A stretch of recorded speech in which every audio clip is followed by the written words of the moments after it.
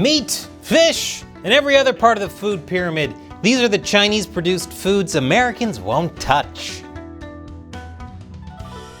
Welcome to China Uncensored. I'm Chris Chappell. China's notorious for some pretty awful food practices. From gutter oil to counterfeit beer to fake beef. Not even sure what I'm looking at here. China's safety requirements for their food are notoriously low. I know, shocking that a regime that employs concentration camps and forced labor doesn't prioritize the well-being of others. Now, to be fair, many of the things I showed you are technically illegal, and China has been trying to improve safety requirements and battle fraud in the food they put on their own shelves, something Chinese state-run media have been very vocal about. But they still have a long way to go, especially with food they export.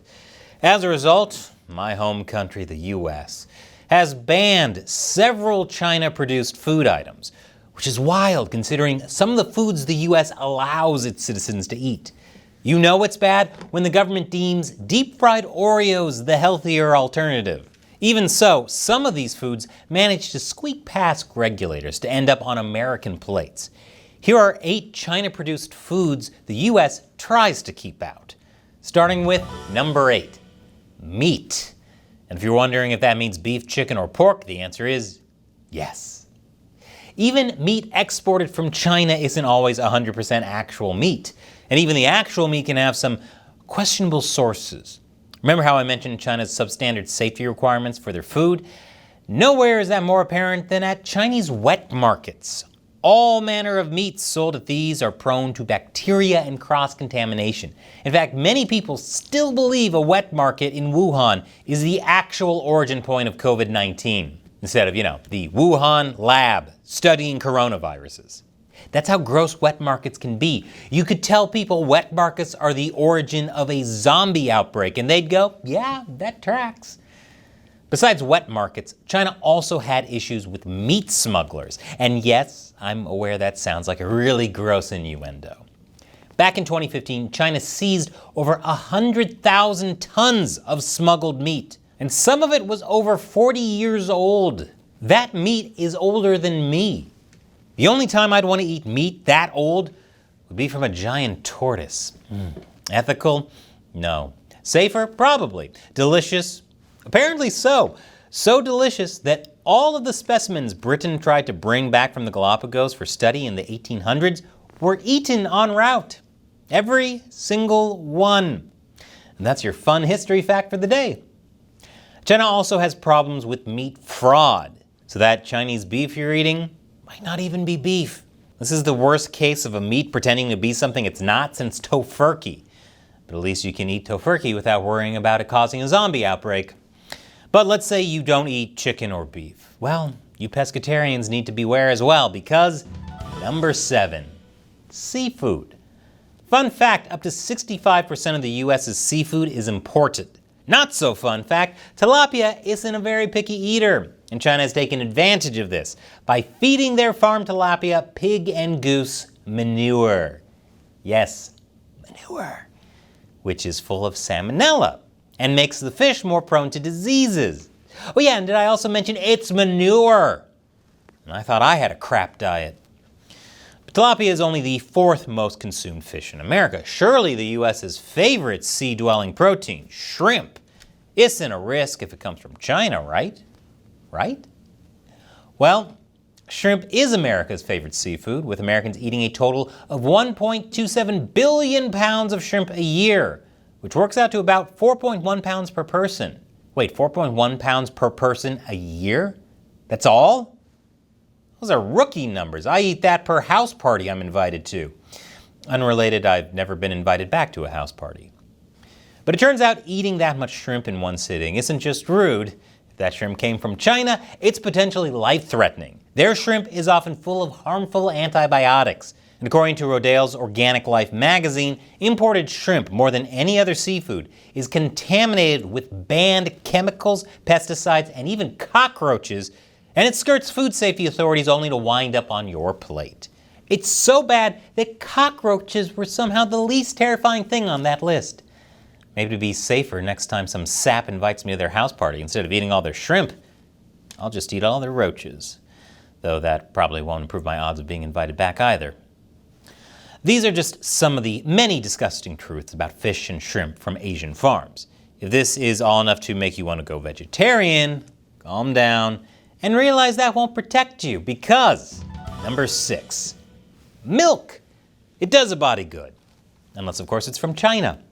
In 2008, China had a toxic milk scandal that caused 10 countries to ban Chinese dairy. To this day, many are still uneasy about consuming the nation's milk. This tainted milk scandal caused 54,000 people to become sick, and 4 infants died. How did this happen? Well, several manufacturers added melamine to their dairy because it would trick measurements into reading that there was more protein in it than there was. Melamine is a chemical that's actually allowed in the US to make cooking utensils and plates. Not as a make your food additive, especially not in baby formula, which is why so many infants got sick with kidney stones. You know how frustrating it can be having a child who's a fussy eater? That may have saved lives. Yeah, you should refuse to touch that food, Junior, at least until you confirm it's not from China. This is the most toxic milk has ever been. Except, of course, for progressive Americans who think cow's milk is white supremacy.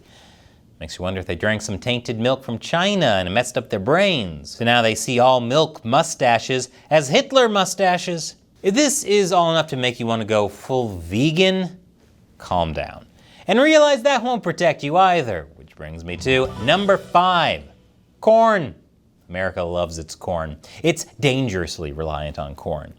China uses sodium cyclamate in their corn to sweeten it and enhance its yellow color.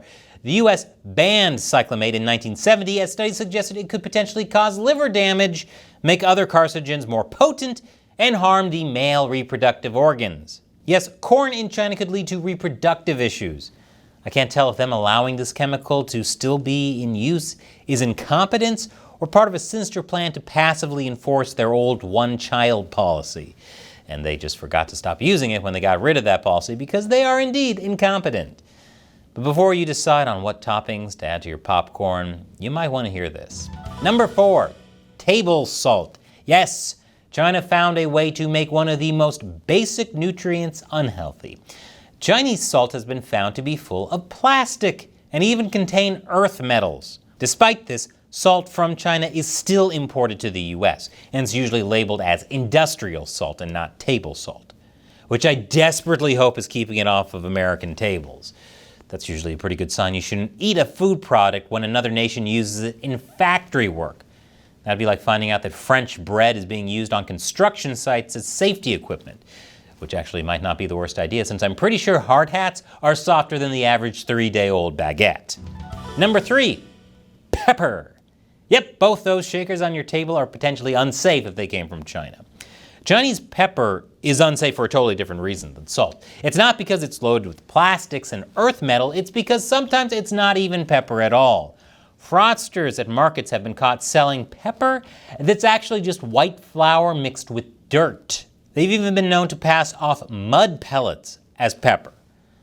Now, sprinkling dirt on your food might be appealing if you're an earthworm. Shout out to all of our earthworm viewers and subscribers, by the way. Appreciate you watching, even though I'm not sure how you would do it without eyes and ears. After being caught, one of the sellers of this fake Chinese pepper responded by saying, "This isn't poisonous. No one would die from eating it. There's nothing to be afraid of." Their best defense is no one would die from eating it. Yeah, it's not really reassuring when that just sounds like the world's most generous 1-star Yelp review. It was vile, repugnant, and the worst thing I've ever put into my mouth. But on the bright side, I'm not dead, so I guess that's one positive of eating tofurkey. Number 2, rice noodles, or as I call them, the world's tastiest tapeworms. Lots of worm humor in today's episode. One of many safety scares China's food has had over the years involved rotten rice grains. Back in 2010, rice producers had 500,000 kilograms of moldy rice. Instead of throwing it out, they decided to bleach the rice, turn it into rice noodles, and add sulfur dioxide, a chemical that can cause cancer, to try and preserve the already rotten product. Yes, they tried preserving something that was already rotten. That's like giving a kale smoothie and vitamin B injections to a corpse. You gotta admire the optimism, though. This is a real when life gives you lemons, make lemonade situation. Only if the lemonades were rotten and the people making the lemonade thought, forget sugar, what this drink really needs is more cancer. And speaking of fruity drinks, number 1, wine.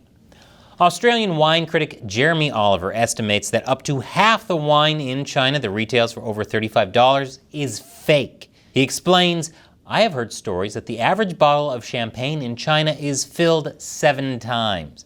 And what's it filled with? Knockoff beverages full of dyes, artificial flavors, and added sugar. So it's just like most food in America. But at least here in the States, we're upfront and honest about how unhealthy our food is. No one orders a pricey bottle of wine and goes, hey, they tricked me. I thought this was a Chateau Cheval Blanc. Turns out it's a deep-fried Twinkie, which, as we've sadly seen, is still healthier than so many foods produced in China. Once again, I'm Chris Chappell. See you next time.